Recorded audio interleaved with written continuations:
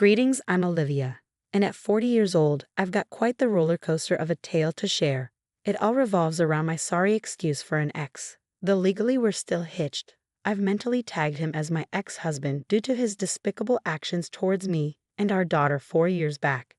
Back when Kimberly was just 14, we found ourselves in dire straits, struggling to make ends meet thanks to my husband's reckless squandering of our finances. The tension simmered in our household as one salary simply couldn't cut it for our family. Despite my efforts to shield her, Kimberly sensed the discord, growing to resent her father for his frivolous spending habits. His secrecy about his expenditures only fueled her suspicions. Then came that fateful June 16th, a cold and rainy day when he up and left for good. We knew he wouldn't return, and with each passing year, our disdain for him deepened. "Mom, I hate him," Kimberly confessed. "I know, sweetheart. I do too, but we'll survive and we'll thrive," I reassured her. And that's exactly what we did. I took the plunge, leaving my job to dive into affiliate marketing and content writing. It was tough, but after a year of relentless effort, I found success. We became homeowners, and I even splurged on a luxurious car for us. Our fortunes continued to rise, and I couldn't be prouder of Kimberly, who followed suit with her own online content career, amassing a substantial following. But life has a way of throwing curveballs, and we were hit hard by the loss of Henry, my ex-father-in-law and Kimberly's grandpa.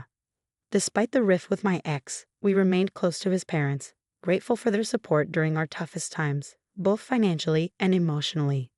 Their anger and hurt towards Ben's actions were palpable. But Henry, his father, bore the brunt of devastation. While the rest of us resigned to Ben's absence, Henry clung to hope, believing that one day Ben would return with a justification that would absolve him in our eyes. It may sound absurd, but Henry's compassionate nature couldn't fathom anything less. Sadly, Henry's hopes were dashed as he passed away without ever witnessing Ben's return. Though he lived a full life, the absence of communication from his son undoubtedly hastened his demise. Kimberly and I attended the funeral, where we found solace in the embrace of Aria, Kimberly's grandmother and my ex-mother-in-law. The sorrowful occasion united us in grief, but amidst the somber atmosphere, something inexplicable occurred, something so startling it defied belief. Amidst the pale, grief-stricken faces, I could have sworn I witnessed a ghost. My eyes played tricks on me, conjuring the image of a man long dead to me, my husband. It wasn't an apparition, but rather Ben himself, though he bore the semblance of a ghost. His gaunt figure and drained complexion suggested he carried the weight of grief, perhaps upon hearing of his father's passing. As he approached, shock rippled through the crowd. Kimberly's screams filled the air, her pent-up rage exploding at her father's reappearance. Aria wept even harder, grappling with the unraveling of her family. But I remained frozen, caught between disbelief and the tumult of emotions coursing through me. I felt paralyzed, a torrent of emotions rendering me immobile. "It's evident your presence isn't welcome," Kimberly's words cut through the tension. "You don't just waltz in here like nothing happened. Leave the same way you left 4 years ago. I hate you, and I don't want you here." "Oh my goodness, Ben, how could you have left all those years ago? Your father died of a broken heart, you know." Aria's plea echoed through the cemetery. "Let him stay." I surprised myself with a sudden interjection, breaking the stunned silence that had enveloped us all. After what felt like an eternity, I realized that this wasn't the time or place for such a dramatic outburst of pent-up emotions. Despite my contempt for him, Ben had lost his father and deserved the chance to bid him farewell. I conveyed this sentiment to everyone present, and reluctantly, they agreed to maintain civility, at least for the sake of dear Henry, who was no longer among us. The funeral proceeded, and later, at my home, Ben's presence lingered like an unwelcome specter. "Nice place you got here," he remarked, attempting to break the tension. "Cut the crap, Ben," I retorted sharply. "You don't just waltz in here like nothing happened. If you want to stay, you have to tell us everything, absolutely everything, because—" "I will not let you taint this beautiful home with your negative energy," I asserted firmly. "Olivia has worked too hard for this place. You owe us an explanation, starting with why you look like a zombie." Ben's expression faltered for a moment before he responded. "Actually, scratch that. You can start by stating your business. What exactly do you want?" "Because we all know you're not here because of Grandpa's funeral." "Of course I'm here because of my father's funeral," Ben retorted, his tone defensive. He was my father. But I'm also here for another thing. I'm here to collect my inheritance.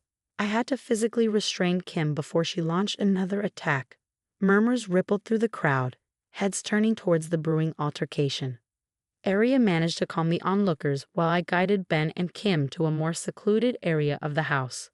Don't call me that, Kim snapped as soon as we were out of earshot. I'm not your anything. You forfeited the right to call me that the moment you decided to leave us to fend for ourselves with no explanation or anything. What sort of father does that? I try to forgive you, but I simply can't. Look, Kim, Olivia, I'm sorry about everything. Ben's apology hung heavy in the air, but whether it was sincere or not remained to be seen. I really am, but I desperately need the money. Ben's voice wavered, his desperation palpable. I'm in some hot water right now. Do you think we care about you and your problems? Kim's tone was sharp. By the looks of it, you seem to have gotten yourself in with the wrong crowd. Are you doing drugs? Ben hesitated, and suddenly his pallor and sickly appearance made sense. Ben, Arya's voice cut through the tension as she joined us. Now that I've sorted everything out, can you please explain what happened? Your father waited for you all this time, holding on to hope that you would return one day with a good enough explanation to dispel our doubts. So please tell me that you come bearing some good news. Tell me something to believe in. I came here to get my inheritance money, Mom, Ben confessed.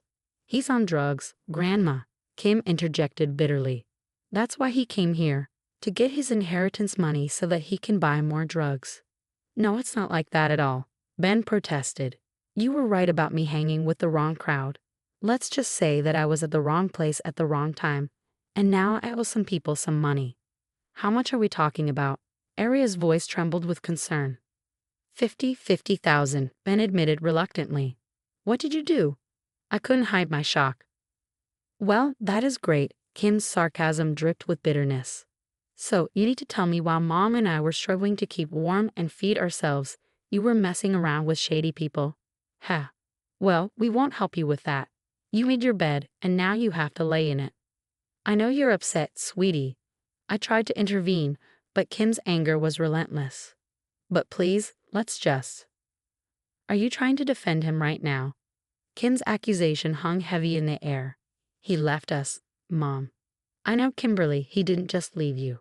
Okay, he left me too. He left your grandmother as well, and he left Grandpa too.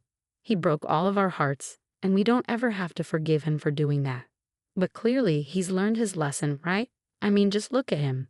It's so crazy how I was defending him so wholeheartedly back then when in the end, it was because of me that he eventually did what he did. Shortly after the funeral was finalized, Ben was staying in a motel, and Arya and I, mostly Arya, would visit him to see if he needed anything. Kim refused the idea of even seeing his face again. We just wanted to finalize his inheritance so that he could be on his merry way. Kim and I decided that we didn't want much to do with him, but Arya, seeing as she was his mother, obviously wanted to try and rekindle something. As the weeks went by and the family lawyers did their best to authenticate Henry's will and determine inheritance values, Arya brought Ben to the house so that she could, at the very least, promote a civil environment amongst us all. As much as the bitterness and hatred weren't going to do us any good, it was going to take a long time for us to be anywhere near that. Kim would sometimes come just to sit and not speak, but she mostly opted out of the whole thing. Finally, the lawyers informed us of the inheritance amounts that each person would receive, and by some lucky stroke of fate, it turned out that the inheritance money that Ben would receive amounted to $50,000. Kim was infuriated. She didn't find it fair that the person who robbed her of her happiness for many, many years gets to be rewarded out of the blue. As much as she was an adult, she was still my baby, and I could understand her frustrations. But unfortunately, it wasn't up to her to decide whether he would get the money or not. Arya and I were seemingly nonchalant about the findings, and honestly, I just wanted this whole process to be done with so that I could go back to living my good life. As Ben assimilated to this lifestyle, it appeared his demeanor changed. He went from shy, timid, and remorseful to slightly arrogant and cocky, especially upon hearing he would receive exactly what he came for. I noticed this behavioral shift but opted not to say anything, chalking it up to the drugs he was doing. It was so sad to see a man who used to be so respectable end up like this. I just couldn't understand. A few more weeks went by, and Arya told me, Ben's inheritance money is ready to be collected. He doesn't know about it yet, but I wanted to inform you beforehand. I know it's a terrible thing to give such a large amount of money to an addict. I don't even want to think about what he'd do. I'm so sorry, my child, but I just don't think I can handle giving him the money just to see him disappear again. It would shatter that sliver of hope I have left for him. I can't be the one to give it to him. Please, can you do it? Of course, Arya. I can't imagine how hard this has been on you. I reassured her. It takes a different type of strength as a mother to witness such an awful thing happen to your baby. You've been strong for too long, Ma. It's time for you to rest. Please, don't worry. I'll handle everything. Although I took on the task of handing Ben the money, I too needed some time to collect myself and find peace with whatever outcome lay ahead. Ironically enough, I sought solace in the attic, surrounded by relics of my old life. Despite the painful memories they once held, these artifacts now served as reminders of how far I'd come. As I sat amidst the old and dusty remnants of our past, memories flooded back. The plastic tea set, a bargain from a yard sale during our toughest times when proper dishes and cutlery were beyond our reach. The half-dead heater, its unreliable warmth forcing Kim and me to huddle together for comfort, though it was never enough. My gaze fell upon Ben's old chest, filled with what I assumed to be his work documents. I'd always been hesitant to explore its contents, fearing the truth of how much money had been drained from our household to sustain his other, seemingly more important, lifestyle. But on this day, the day I was meant to hand him the inheritance money, fear gave way to curiosity. I broke open the worn chest to uncover a trove of bank statements and checkbooks, each one detailing the extent of Ben's financial recklessness. With a sinking feeling, I realized the account recipient was named Maria. I didn't know of a Maria, but as I began to dig deeper, I found out who exactly she was, and it made my heart drop. Deep within the chest was a letter, handwritten and addressed to Ben. It read, "Dear Ben, when are we going to stop sneaking around like this? I'm getting bored and tired of your inability to kick your wife and kid to the curb like you said you would. You seem to enjoy spending months with me, taking all of my drugs, and then going back to your family even though you clearly hate them. If you don't tell them the truth, I will get Manuel involved. You already owe him tons of money from all the drugs you do with him for free. And this is how you want to treat me? I'm giving you 24 hours to get this done. Otherwise, you'll be in big trouble. Maybe I'll tell your wife all about me and our affair, as well as all the expensive bags and shoes you buy me. Or maybe I'll tell Manuel to get his goons to sort you out. Maybe I'll do both. Who knows? All of this can be avoided if you just do what we agreed upon. Remember, 24 hours or your entire life is going to come crashing down. Tick, tick, babe. Shale, Maria." Reading this letter almost made my heart explode in my chest. So Ben was having an affair before he left, and he had spent the money on his mistress. The thought made me want to vomit. This man had prioritized his party animal lifestyle while his wife and kid were at home starving. Completely unforgivable and utterly disgusting. This was what I had been waiting for, the explanation for all of his horrendous behavior. It simply boiled down to selfish self-indulgence. The rage and bitterness that I had harbored for so long began to boil within me at this point. I was moving on autopilot, fueled by a mixture of anger and disbelief. Gathering everything from the chest, I stormed to the dingy motel where Ben was living. Bursting through the door, I found Ben amidst a pile of drugs on the bed. "You are completely unbelievable. You're doing drugs just as I was about to give you the money." "What? You have the money?" "That's great. Give it to me," Ben retorted, his voice laced with indifference. "You are pathetic, and you make me sick." "Yeah, well, I don't care. Give me the money, Olivia." I flung the papers at him, holding onto the letter I had discovered just moments ago while he was sifting through the bank statements he conveniently hid from me. As I began to read the letter out loud, he froze. If he didn't look sickly and pale before, he looked emaciated now. "You got this letter on June 15th, right? The day before you just up and left," I accused. "I'm gonna explain," Ben stammered, but I cut him off sharply. No, Ben, you can't explain. The time for explaining is over. You're 4 years too late." I was sick, Olivia. I still am sick, As you can see, he attempted to defend himself. Stop all the excuses, Ben. You think I wasn't tired? You think I didn't want relief anywhere I could find it? We all make choices, Ben. You're a grown man, damn it. I. Ben's voice faltered as he struggled to find his words. You left us because you were having an affair, I accused. It wasn't like that, he protested weakly. Then what was it like? I demanded. I never loved you. I never wanted that life. I never wanted to be with you. I just got with you and had the kids so that Mom and Dad could get off my back. I never wanted responsibility, and frankly, I don't care enough to rekindle or mend anything between us. Not you, not Kimberly, and not even my mother. I know it sounds awful to say, but it's the truth. Take it or leave it. Now, give me my money. I can't say I'm surprised, actually. You've always been the evil villain to me, and that's all you ever were. Even now, as I look at you, you look like some demon from a comic book. You're disgusting. Olivia, I really don't care what you think about me. Just give me my money. You might not care what I think. You might not even care about what your mother and daughter think as well, but it appears as though a certain Maria and Manuel have a hold on you, even if it's just a little bit. He froze once more. Bingo. I take it that you managed to escape them. Right now, you're running with a new crew, and because you're a pathetic mess, you managed to mess up those relations also.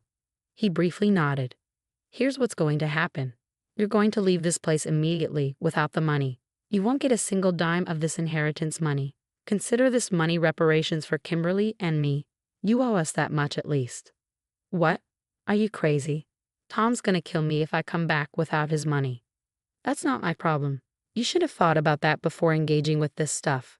And what if I refuse? Well, then I believe that someone with a very large following on Instagram, TikTok, and YouTube might just accidentally leak some very private information about you. You know, the type of information that can reach anybody, including people named Manuel and Maria.